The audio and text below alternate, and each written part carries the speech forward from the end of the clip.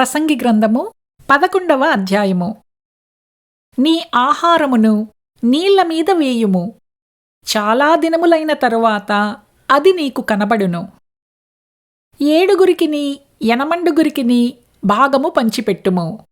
భూమి మీద ఏమి కీడు జరుగునో నీవెరుగవు.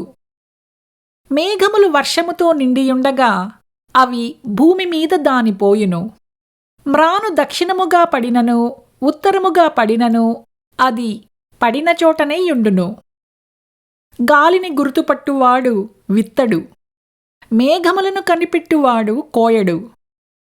చూలాలి గర్భమందు ఎముకలు ఏ రీతిగా ఎదుగునది నీకు తెలియదు. గాలి ఏ త్రోవను వచ్చునో నీవెరుగవు. అలాగుననే సమస్తమును జరిగించు దేవుని క్రియలను నీవెరుగవు.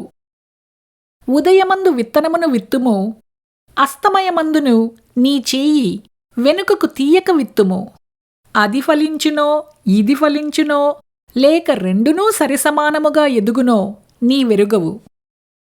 వెలుగు మనోహరమైనది, సూర్యుని చూచుట కన్నులకింపుగానున్నది. ఒకడు చాలా సంవత్సరములు బ్రతికిన ఎడల చీకటి గల దినములు అనేకములు వచ్చునని ఎరిగియుండి తాను బ్రతికు దినములన్నీయు సంతోషముగా ఉండవలెను. రాబోవునది అంతయు వ్యర్థము. యవ్వనుడా, నీ యవ్వనమందు సంతోషపడుము. నీ యవ్వనకాలమందు నీ హృదయము సంతుష్టిగా ఉండనిమ్ము.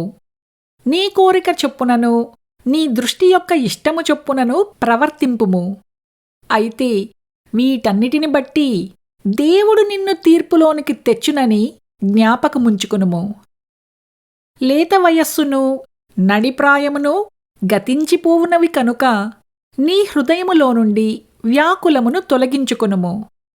నీ దేహమును చెరుపు దానిని తొలగించుకొనుము.